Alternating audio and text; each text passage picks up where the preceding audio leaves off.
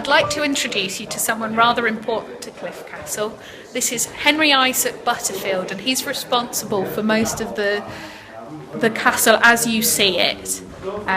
He was responsible for it being rebuilt in the late 19th century.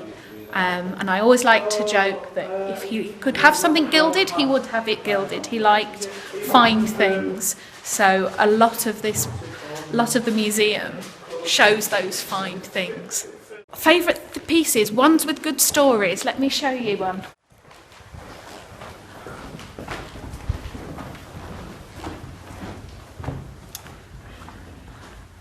This one I like because it's Queen Victoria. And it's a painting that used to hang in this very spot. When Cliffe Castle was sold, it was taken away down to Nottinghamshire with the family, and then it was sold on from that point, and we didn't know what had happened to it until a colleague of mine walked into an antiques shop down there and spotted it, and we've been talking about it only the week beforehand. So we were very lucky that our friends group here were able to find the funds to buy it and return it back to Cliffe Castle and back to its very spot. These are really nice. All round the museum you'll spot pictures by the same artist, and it's Countess Manvers. And she's the granddaughter of Henry Isaac, who is responsible for most of the Victorian style of the place. But she painted a lot of the interiors, and they're a really good source for us for what was in there, where things were, and the colours. Because you look at some of the colours and you think they're really bright, they're really vibrant. Was it really that colour? Has she used artistic licence? And where we've been able to do paint scrapings, they generally do match with what she's painted. So it means for spaces where we can't always do that, we've got a really good reference point for how things looked. You can spot the chairs, you can spot the picture that's hanging above this one in the painting. This is another quite interesting thing. I'm sure you've heard of that well-known literary family, the Brontes. This has actually been made from wood taken from the church at the time. So you can have a look and you can see the structure. Because we've taken the part of the roof is off, you can look inside the church, so you can see the box pews that would have been in there at the time of the Bronte. So it's a real way of seeing how they would have worshipped in the church that obviously their father was running. It's just got so many different stories and so many different connections, and that's to me what museums are all about anyway, is making those connections and carry on telling the story of the place and its people. I'm Michael Scarborough, and I'm the chair of the Friends of Cliffe Castle. I've lived in Keighley quite a while, and I'd always enjoyed coming up to the museum. I have to say I particularly enjoyed the parkland, and I got involved. I enjoyed it. I enjoyed the talks that were given. I enjoyed a sense of involvement, but I think top of all those, because I was also involved in education in the town, I enjoyed the pleasure that people got from it, particularly young children. One of the strengths of Cliffe Castle to me is the variety of what there is within it. So yes, I enjoy those restored rooms. I enjoyed the Keighley history bit. I enjoy the rocks. So if you say, is there a favourite area? No, I wouldn't say so. It's the sheer variety, which is very important for children. The children enjoying just moving from one to the other. Oh yes, I love the birds. Oh yes, I love the rocks. And I think that's the strength of it. It's a house. It's a place to move around. It's a place to enjoy. When I came in today, I looked and I thought, a wonderful open expanse. You can wander where you want. There are the trees. You can stop. You can look out to the landscape of Rumbles Moor. That sort of sense of wandering, in a quiet way. People love this. It's their grounds, it's their museum, and that's very, very important in a community. This animal used to live here a long time ago, and you can find them in the ocean.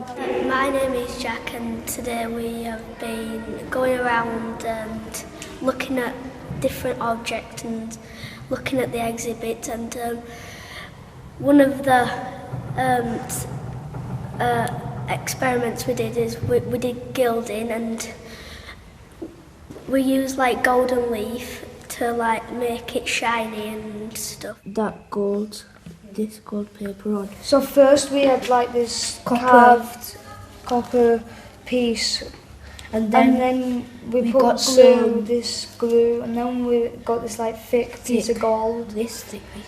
And then we stuck it on. Stuck it on, and then the brush we dabbed it on, and then it made it look very nice. I liked it because there were lots of different pictures and patterns. I thought it was fascinating what Miss told us, and I want to do it at home. Right, where can we go next then, Cody? If you follow me and Jack. Come on, Jack. Show the way. It's a difficult question because I like them all, but I have to say my favourite exhibit is the Star Wars one upstairs with Chewbacca. I learned that there is loads of fun jobs here in Cliffe Castle, and when I'm older I will return here and become the job upstairs in the phone area. Let it go, turn away and slam the door. I don't care what they're going to say. Let the storm rage on. We were singing with a club that we did at school, and it's called Glee Club, and we just do lots of fun stuff. We did some singing, and we were reading, and then we did a Let It Go dance. It was a bit scary at first because obviously everyone was watching you, but then you just got used to it and just kind of went for it. It was really cool that you were near old stuff, but we were just worried that we were going to smack something and make it smash. We were worried about that, but it was good because it feels like we've created a new memory here, because this place must have so many memories, so we just created a new one. I joined the art group by accident, actually. I was walking my little dog in the grounds of Cliffe Castle, saw people in here, being a nosy Oxnell lad, came up basically to the window to look what they were doing, saw they were painting. Ruth, who was running the group at the time, I must have caught her eye. She came over and basically said, if you're interested with an art group, and if you'd like to join, we'd be pleased to have you joining. So the following week I came down, and it's gone from there. Basically. It's therapeutic, I think. If it unstresses you because you more, I think you relax. You tend to be in your own little world sort of thing, and you cut out any problems you may have or anything for 2 hours, and it just tends to relax you. Feel better when you go out here. Well, that's how I feel anyway. My inspiration is from articles in the museum, really. I found the museum really interesting. The last thing I did was one of the stained glass windows upstairs. I took a photo of it, and then I made my own drawing from it.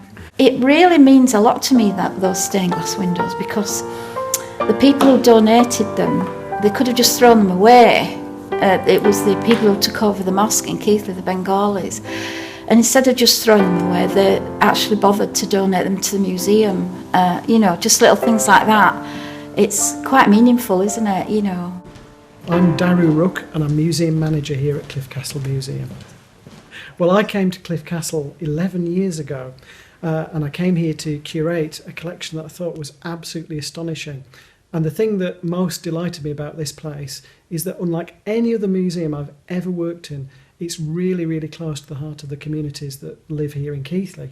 And seeing the same faces, every day enjoying the collections, seeing young people, old people, all enjoying the building is of incredible value to me, and it makes working here worthwhile. I think it's just incredible trying to sum up some of the stories here. So it can range from discovering that Henry Isaac Butterfield, who built Cliffe Castle in Keighley, spent his time at the court of Napoleon III, knew Empress Eugenie, fled the assault on Paris during the 1870s and was friends with all sorts of incredible people, composers, musicians, artists. So on the one hand, you get this really grand story, but equally, it's the small things you find in the museum that are the possessions of everyday people that are astonishing too. I remember finding a rather strange brooch in the collection, which had what looked like a very elaborate stone set into it, and we discovered it was a piece of shrapnel that had entered a soldier's eye during the First World War and blinded him, and he had it turned into a brooch so that he could show people exactly what had happened. What an astonishing thing that is. So from the macabre, really, to the really rather grandiose. I think what we see oftentimes is grandparents coming back with their grandchildren, having known the museum in the 1950s and 60s, coming back with the next generation but one and saying, I was really excited when I first saw this two-headed sheep, or look at this amazing clock, isn't it incredible? And the look of wonder on the children's faces when they encounter these things is astonishing, but it allows that generation to share their stories and memories with a younger generation.